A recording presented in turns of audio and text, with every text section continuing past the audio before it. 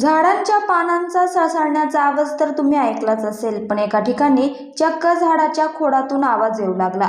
विचित्र असा आवाज, ज्यामुळे सगळेच घाबरले.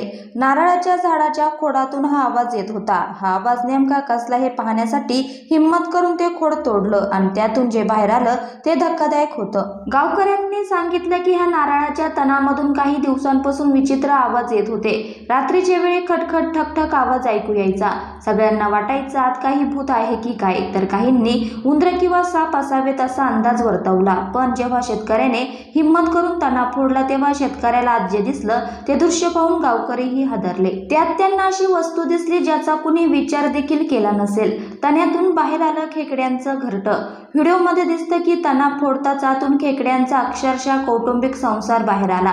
त्यामध्ये इतके खेकडे होते की मोजणेही शक्य नव्हतं. हे दृश्य सुमात्रा किंवा जावा बेटावरील एका गावातलं असल्याचं सांगितलं जातंय.